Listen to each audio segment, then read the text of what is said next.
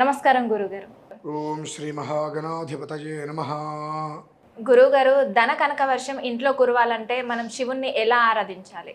నమః శివాభ్యాం నవయౌవనాభ్యాం పరస్పరాశ్లిష్టవబుద్ధరాభ్యాం నగేంద్రకన్యా వృషకేతనాభ్యాం నమో నమః శంకర పార్వతీభ్యాం.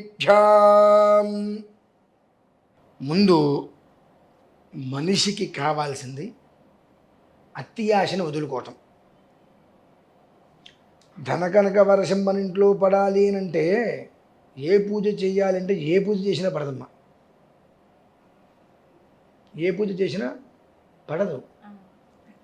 ధనకనక వస్తు వాహనాలతో సమృద్ధిగా ఉండాలి అంటే ఏం చేయాలంటే వేరు. ఎందువలనండి అంటే వర్షము అని అంటే వచ్చి వెళ్ళిపోతుంది. అది మనకి అవసరమా? అవసరం లేదు. అవసరం కొన్నిసార్లు అవసరం కూడా గురుగారు. అసలు అటువంటి వ్యవస్థ మనకు వద్దు. వస్తే స్థిరంగా ఉండిపోవాలి. ఆ స్థిరంగా ఉండాలంటే మనం ఏ విధానాన్ని ఆచరించాలి అని కొన్ని చెప్పబడి ఉంటాయి. దీంట్లో కైలాస యంత్రార్చన అని ఉంటుందమ్మా. కైలాస యంత్ర ఆరాధన, యంత్రార్చన అని ఉంటుంది ఈశ్వరుడికి. ఆ ఈశ్వరుడికి కైలాస యంత్రారాధన 27 రోజుల పాటు చేయాలి జీవితం మొత్తం మీద. దాన్ని నక్షత్ర దీక్ష అంటారు. సామాన్యంగా ఒక రోజుకి అది ఒక 3 గంటల సమయం తీసుకుంటుంది. ఖచ్చితంగా మనం గట్టిగా మాట్లాడాలంటే మనం ఫేస్బుక్ మీద, వాట్సాప్ మీద, సోషల్ మీడియాలో రీల్స్ మీద చూసేటువంటి సమయం కూడా అది కాదు. అంతకనే ఎక్కువసేపు మనం వాటిల్లో టైం కేటాయిస్తూ ఉంటాం. ఆ 3 గంటల రోజుకి మనది కాదనుకుని 27 రోజులు ఆ విధానాన్ని కనుక ఆచరించినట్లయితే నీ తర్వాత 3 తరాల వరకు, మినిమంగా తక్కువలో తక్కువ అంటే 3 తరాలు ధన కనక వస్తు వాహనాది సర్వ సంపదలు కొలువైస్తారు మా ఈశ్వరుడు. ఎందువల్లనంటే ఐశ్వర్య ప్రదాత ఈశ్వరుడు. ఐశ్వర్యం ఈశ్వరాదిచ్చేతు. అదేంటండి మీరు ఎట్లా అంటారు? డబ్బుకి అధిపతి లక్ష్మీదేవి కదా, మీరేదో చెప్తున్నారు కదా అని చెప్పి మమ్మల్ని నమ్మేమంటారా? ఎవరిని విన్నా లక్ష్మీదేవి లక్ష్మీదేవి అంటూ ఉంటారు. మీరేమో ఐశ్వర్యం ఈశ్వరం అంటారు. ఏంటంటే అవునమ్మా, నేను డబ్బు గురించి మాట్లాడట్లేదు, ఐశ్వర్యం గురించి మాట్లాడుతున్నాను. ఐశ్వర్యం అంటే ఏంటి, డబ్బు అంటే ఏంటండి అది కూడా తెలియదు. మళ్ళీ నన్ను ప్రశ్నిస్తారు. ఐశ్వర్యానికి డబ్బుకి అర్థం తెలిసావదు, మళ్ళీ నన్ను ప్రశ్నించడానికి తయారవుతారు వీళ్ళు. ఏం చేస్తా, మంద గమనము అంటారు. మంద బుద్ధి అంటే బుద్ధి లేని తనం అంటారు దాన్ని. ఐశ్వర్యము అని అంటే మన దగ్గర ఎప్పుడు ఏది ఉండదు, మన అవసరం ఏది ఆగదు. మన అవసరం ఏది ఆగదు. రేపు పొద్దున ఒక పెద్ద ప్రోగ్రాం అనుకుంటాం, చేతిలో డబ్బులు లేవు, కానీ అది అయిపోతుంది, అది ఆగదు. అది ఐశ్వర్యం.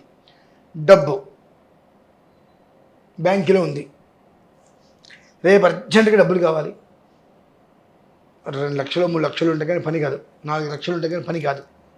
ఓకే, దరిద్రం నెత్తి మీద పడ్డట్టుగా, పిడుగుపడ్డట్టుగా రాత్రికి రాత్రి పర్నాడు బ్యాంకులు సెలవు పెట్టారు. నీ దగ్గర డబ్బు ఉంది, నువ్వు తీసుకోగలవా? తీసుకోలేవు. లిక్విడే కావాలి. నీ వల్ల అవుతుందా? సో అంటే డబ్బు ఉండి కూడా నువ్వు నీ పని చేసుకోలేకపోయావుగా. అది దానికి దీనికి. లక్ష్మీదేవి మన దగ్గర ఉంటే సరిపోదు, ఆవిడ అనుగ్రహం ఉండాలి. ఆవిడ లేకపోయినా నష్టం లేదు, ఆవిడ అనుగ్రహం మన దగ్గర ఉండాలి.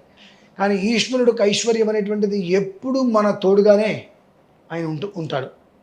మనకు కనిపించదు, మనకి ఏనాడు కనిపించదు. మనకు డబ్బు వెనకాల ఉన్నట్టుగా అనేది కనిపించదు. కానీ రేపు ఉదయం ఫంక్షన్ ఉంది, ప్రోగ్రాం, అది ఆగదు. అది ఈశ్వరుడి ఇచ్చేటువంటి ఐశ్వర్యం. అది ఐశ్వర్యం అనేటువంటిది ఆయుష్, వర్చస్సు, యశస్సు, తేజస్సు. అంటే ఇప్పుడు మామూలుగా 100కి 60 మంది మగవాళ్ళు, 100కి 200 మంది ఆడవాళ్ళు. చేసే పని ఏంటి చెప్పమ్మా? 60 మంది కూడా కాదు, ఇంకా 100కి 40 మంది వెళ్ళమ్మా. ఏం చేస్తారు? బయటికి రావాలంటే మొహానికి పెయింట్ పూసుకుంటారు. పూసుకోరా? పూసుకుంటారు ఖచ్చితంగా. అవునా? అంటే మొహానికి ఆ మేకప్లో అవన్నీ వేసుకుంటే బయటికి రారు. మేకప్లు కానీ పౌడర్ కానీ ఏమీ లేకుండా స్వతహాగానే కాంతివంతంగా ఉండేటువంటి తేజస్సు. కొంతమందిని మనం చూడంగానే ముఖంలో ఎంత నల్లగా ఉన్నా ఎలా ఉన్నా ఒక కళ ఉంటుంది, అదే తేజస్సమ్మ. ఆ కళ ఎన్ని పౌడర్లు వేసుకునే ఉపయోగం లేదు. అవి ఏదన్నా వేస్తే కళ చెరిపోతుంది. అది లేకుండా ముఖంలో ఉండేటువంటి ఒక కళ, దాన్నే తేజస్సు అంటారు. అలాగే యశస్సు. కొంతమందిని జడ్జ్ చేస్తూ ఉంటాం, ఇష్టం కానీ వాడి దగ్గర 10 కోట్ల రూపాయలు ఉంటాయి, లేదా డబ్బు ఉండక్కర్లేదు, రూపాయి అప్పు ఉండదు, మానసికంగా హాయిగా ఉంటాడు, కడుపు నిండా అన్నం తింటాడు, కంటి నిండా పడుకుంటాడు, చేతి నిండా పని చేసుకుంటాడు. వాడిని మనం సర్లే అని అంటాం. కానీ వాడికి భగవంతుడు ఇచ్చిన అవకాశం ఏంటంటే ఉన్నదాన్ని సద్వినియోగం చేసుకుంటాం, ఉన్న దాంట్లో తృప్తి పడటం. ఇది ఐశ్వర్యం. నా దగ్గర లేనిది నాకు కావాలంటాం కాదు, నా దగ్గర ఉన్న దాంతో నేను తిని ఒకరికి పెట్టగలగాలి, అది ఐశ్వర్యం. యశస్సు. వర్చస్సు అంటే వృద్ధి పొందటం. నువ్వు ఏదైతే చేస్తున్నావో అదే 10 రకాలకి వృద్ధి. ఇటువంటివన్నీ కూడా ఆ ఈశ్వరుడు ఇస్తాడు. ఏది మహాయంత్ర కైలాసంలో, మహాకైలాసయంత్రం అని చెప్పి మహాలింగార్చన విధానం. అందులో ఏముందండి, 366 శివలింగాలు ఉంటాయి అందులో. మనం ఇంటికి వాస్తు పూజ చేసేటప్పుడు కానీ, ఇల్లు తీసుకునేటప్పుడు కానీ తూర్పు పెట్టు పడమరెట్టు అని మనం చూసుకుంటుంటాం కదా. కేవలం ఒకటే చూస్తాం, 8 దిక్కుల యొక్క అనుగ్రహం మనకు కావాలి. ఈ మహాలింగార్చనలో 8 దిక్కులకు సంబంధించినటువంటి ఇంద్రాగ్ని, యమ, నిరుతి, వరుణ, వాయువ్య, కుబేర, ఈశానాది అష్టదిక్పాలకు అందులో కొలువై ఉంటారు. బ్రహ్మ, విష్ణు, మహేశ్వరులు సృష్టి స్థితి లయకారకు అందులో కొలువై ఉంటారు. వాళ్ళు 8 రకాలుగాను ఉంటారు. 8 దిక్కుల అంటే 24 మంది వారు ఉంటారు అందులో. తర్వాత తాండవేశ్వరులు అంటే ఈశ్వరుడి యొక్క గణములు. మనం ఇంట్లోంచి బయటకు వస్తుంటే మనతో పాటు తక్కువగా 10 మందో 15 మందో వస్తూ ఉంటారు మామూలుగా. అలా ఈశ్వరుడితో పాటు ఎప్పుడు ఉండేటువంటి గణం శివగణం, తాండవేశ్వరులు అంటారు. వాళ్ళు 108 మంది ఉంటారు అక్కడ. అలాగే గణపతి గురించి మనకు తెలుసు, అందులో 8 మంది గణపతులు ఉంటారమ్మా. అష్టసిద్ధులు మనకు ధారపోస్తారు, అష్ట ఐశ్వర్యాలు మనకు ధారపోస్తారు, అష్ట దరిద్రాలను తీసి పక్కన పడేస్తారు. అలానే భవాది పృథివీమూర్తులు అని చెప్పి భూమి మీద మనకు ఏది అవసరమో భూమి కొనాలి. మన భూమిలో ఎవరో కాలు పెట్టారు, జెండా పాటారు, ఇంకోటి ఎవడో వచ్చి మనం కొనుక్కున్నట్టు దాన్ని మన ప్రమేయం లేకుండా వేరే వాడికి అమ్మాడు. అంటే ఒకే భూమిని 2-3 కొనుక్కుంటూ ఉంటారు. హైదరాబాద్ లాంటి మహానగరంలో చాలా అది సర్వసాధారణం. ఇటువంటివి జరుగుతూ ఉంటాయి. వాటిల్లో భూ సంబంధిత కోర్టులు, వివాదాలు ఇవన్నీ బాగా వచ్చి మన దానికే ఇది మనదే అని నిరూపించుకోవడానికి చాలా ఇబ్బందులు పడుతుంటాం మనం. మన సొంతదే కానీ అది మనదే అని నిరూపించుకోవడానికి వేరేవాడు అందులో వచ్చి కాలు పెడితే వాడికి డబ్బులు ఇచ్చి మన పక్కకి తెప్పించాల్సిన కర్మ పడుతూ ఉంటుంది. అంటే అది రౌడీజము, దండానో ఏవో చేస్తూ ఉంటారు. ఒకళ్ళు భూమిలో ఇంకొకళ్ళు వచ్చి కాలు పెట్టడం నాది అని చెప్పేది ఏంటంటే వాళ్ళే దాన్ని దందా చేసి దాన్నే వాళ్ళే సెటిల్మెంట్ చేసినట్టుగా డబ్బు. ఆ నీచమైన కొంతమంది జనాలు ఉన్నారు. పేడ పురుక్కనహీనం వీళ్ళు. అంటే నా స్థలంలో వాళ్ళు కబ్జా వచ్చి నా స్థలం నేను బయటికి రావాలంటే మళ్ళీ వాళ్ళ దగ్గరికి నేను మధ్యవర్తిత్వంగా వాళ్ళని తీసుకొని వెళ్తే నాకు మాట్లాడిచ్చి వాళ్ళు ఇంత కమిషన్ తీసుకొని నా స్థలం నాకు ఇస్తారన్నమాట. ఇటువంటి పనికి మాల పేడ పురుక్కనహీనమైన బ్రతుకులు చాలామంది బ్రతుకుతూ ఉంటారు. అటువంటి వాటి నుంచి మనల్ని రక్షించేటువంటి వాళ్ళు భవాది పృథివీమూర్తులమ్మ. అంటే భూమికి సంబంధించి భూమి మీద ఉండేటువంటివి ఏవైతే కనుక రత్నాలు, రాశులు, ఇవన్నీ రకరకాల సంపదలని భూమిలో మొత్తం నిక్షేపం ఉంటాయి. అవి మనకు ఏది కావాలన్నా భూమికి సంబంధించిన ప్రతి దాంట్లో మనకు ఎలాంటి ఇబ్బందులు లేకుండా మనం ప్రశాంతంగా ఉండాలంటే భవాది అష్టమూర్తులు వారి అనుగ్రహం కావాలి. వారు 8 మంది అందులోనే నిక్షిప్తమై ఉంటారు. ఇకపోతే సద్యోజాతాది పంచబ్రహ్మలు అంటారమ్మ. అంటే సద్యోజాత వామదేవ అఘోర తత్పురుష ఈశాన అంటారు. సద్యోజాతం ఏదైనా ఒక పని అనుకున్నప్పుడు అది లేట్ అవుతూ ఉంటుంది.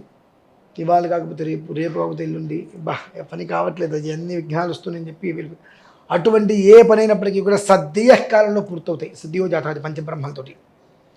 సద్యోజాత వామదేవ ఇది మనది కాదు అని దాని జోలికి మనం వెళ్ళం. మనదేం దాని జోలికి ఎవరిని రానివాడు. అఘోరం. అఘోరం అంటే తెలుసు మీకు, చెప్పండి. ఘోరం కానిది ఘోరము కానటువంటిది, ఘోరము చేయనటువంటిది, ఘోరము లేనటువంటిది అఘోరము అంటే. అంటే మన పరివాహిక ప్రాంతాలు మొత్తం మీద మన కుటుంబం మీద ఎలాంటి అనుమతి లేనిది చీమ కూడా మన ఇంట్లోకి రాకుండా ఉండేటట్టుగా రక్షక కవచంలా ఈ 25 శివలింగాలమ్మ అవి. సద్యోజాతి పంచబ్రహ్మలు 25 మంది వాళ్ళు అక్కడ కొలువై ఉంటారు. తర్వాత ఏకాదశ రుద్రుడు మనిషిని ప్రతి దాంట్లో నుంచి కూడా అనేక రకాల ఆటంకాల నుండి, అవమానాల నుండి వృద్ధి చెందడానికి ఏవైతే అడ్డుపడుతూ ఉంటాయో, మన మీద పడి ఏడిచేటువంటి మనుషులు ఉంటారు, మన మీద అపనిందలు వేసే వాళ్ళు ఉంటారు, రకరకాలుగా ఇటువంటి వాళ్ళందరి నుంచి కాపాడేటువంటి వాళ్ళు 11 మంది ఈశ్వరుడు. ఆ తర్వాత షట్తారకులు నాగదోషం, సర్పదోషం, కుజదోషం, కాలసర్పదోషం ఇటువంటి వాటి నుంచి వివాహం కాకుండా, సంతానం కలగకుండా, సంతానం ఒకవేళ అబార్షన్స్ అయిపోతూ పుట్టేటువంటి పిల్లలకి ఆరోగ్యం సరిగ్గా లేకుండా వచ్చేటువంటి వాళ్ళ నుంచి వాళ్ళకి ఎలాంటి దోషాలు రాకుండా కాపాడతారు ఈ 6. తర్వాత దక్షిణామూర్తి అపారమైనటువంటి మేధకారకుడు, మేధస్సు, అపారమైన మేధస్సు, సామాన్యమైన మేధస్సు కాదమ్మా అది. ఇక్కడ కూర్చొని ఆ మేధా సంపత్తితో ఏం జరుగుతుందో మొత్తం అంతా రాసి పెట్టగలుగుతాడు. అంతటి జ్ఞానం దక్షిణామూర్తి ఇస్తాడు. పిల్లలకి కానీ పెద్దలకి కానీ నిలబడటానికి, స్థిరంగా ఉండిపోవడానికి దక్షిణామూర్తి కారకుడు ఆయన ఒకడు. తర్వాత 135 మంది అమ్మవార్లమ్మ, 135 మంది అమ్మవార్లు సర్వకాల సర్వావస్థలు ఎందు కూడా ఎప్పుడు మన గృహం చుట్టూతా కూడా అల్లిక వలె చుడుతూ ఒకేసారి 10,000 మంది గంతుడు బుల్లెట్లు కాల్చిన మన గోడకూరు తగలకుండా అల్లిక వలె తిరుగుతూ మన ఇంటిని కాపాడుతుందమ్మ. అనంతరం 25 మంది ఈశ్వరుడు. ఆ ఈశ్వరుడికి ధ్యానం చేసినప్పుడు ఇవన్నీ కూడా ఇన్ని రకాల సమస్యలు లేకుండా ప్రశాంతంగా ఉండటమే ఐశ్వర్యం. ఆ ఐశ్వర్యానికి కారకుడు ఈశ్వరుడు. కాబట్టి గురుగారు బిల్వపత్రంతో మనం శివుని ఎలా ఆరాధించాలి? అదే చెప్తున్నాను ఇప్పుడు. ఆ ఈశ్వరుడికి మహాలింగార్చన ప్రక్రియలో 11 ఆవరణార్చనలు ఉంటాయమ్మా. ఈ 11 ఆవరణార్చనలు అయిన తర్వాత బిల్వములు, లేదంటే ఒక్కొక్క ఆవరణార్చనకి బిల్వాలు నీటిలో వేసుకొని 11 కలశాలు, 11 కలశాలలో బిల్వంతో పాటుగా భస్మము, గంధము, పన్నీరు, పుష్పములు, బంగారము, వెండి, లోహాలు ఇవన్నీ ఉంటాయి. అవన్నీ కూడా ఈ యొక్క బిల్వాలతో పాటుగా అన్నీ ఒక్కొక్క దాంట్లో 11 రకాల ద్రవ్యాలు వేసేసుకొని, ఒక దాంట్లో బంగారం, ఒక దాంట్లో వెండి, ఈ పంచలోహాలు ఉంటాయి కదమ్మా, అవన్నీ వేసుకుంటూ వస్తూ ఒక దాంట్లో డబ్బులు, ప్రతి దాంట్లోనూ బిల్వదలం, పన్నీరు వేసుకుంటూ వచ్చి ఈ యొక్క ఆవరణార్చన చేసినప్పుడు ఒక్కొక్క ఆవరణార్చన ఒక్కొక్క కలశంతో అభిషేకం చేసుకురావాలి. ఇలా 11 ఆవరణార్చనలకి ఆ బిల్వోదకంతో పుష్పోదకం, పత్రోదకం, రసోదకం ఇవన్నీ కూడా అందులో ఉంటాయి. కాబట్టి వాటితో ఆ అభిషేకము చేయటం వలన స్వామివారికి ఇప్పుడు మనం ఏవైతే చెప్పుకుని ఉన్నామో ఇన్ని విషయాలు ఇలా ఉన్నాయి, ఇంత కారణం ఉంది, ఈ మహాలింగార్చన అంటే ఎవరెవరు ఉంటారు ఏంటని ఇన్ని చెప్పుకున్నాము. దాని యొక్క ప్రభావం మొత్తం కూడా 3 తరాలకి ఈశ్వరుడు ఇస్తాడమ్మా. 27 రోజుల పాటు, 27 రోజుల పాటు ఎక్కడా మధ్యలో ఆగకుండా, మనం వచ్చినా రాకపోయినా మన పేరు మీదైనా సరే అలా కనుక 366 శివలింగాలకి కనుక అర్చన చేసుకోగలిగితే ఇహ జన్మని జన్మాంతరేషు ఇక మనం వెను తిరిగి చూడవలసిన అవసరం లేకుండా అపరిమితమైనటువంటి ఐశ్వర్యాన్ని ఇస్తాడమ్మ ఈశ్వరుడు. దానికి మూలమే మహాలింగ కైలాస యంత్రము అనగా మహాలింగార్చన అని అంటారు. దానికి 360 శివలింగాలకి ఏకకాలంలో ఆరాధనలు, అర్చనలు చేయటం. దానికి ప్రధానంగా బిల్వోదకం, బిల్వాలు నీటిలో వేసి అదే నీటిలో సువర్ణము, వెండి ఇవన్నీ వేసుకుంటూ 11 కలశాలు పెట్టుకొని దానికి విడివిడిగా ఆ 360 శివలింగాలకి దాంతో అర్చన చేసుకొని ఆ బిల్వాలు స్వామివారి పడేటట్టుగా చేసుకోగలిగితే అంతకు మించినటువంటి మోక్షం కలిగని ఇంకోట్లేదమ్మా. అది విషయం. ఓకే గురుగారు, చాలా చక్కగా వివరించారు బిల్వపత్రంతో ఎలా శివుణ్ణి ఆరాధించాలి అనే దాని గురించి. ధన్యవాదాలు.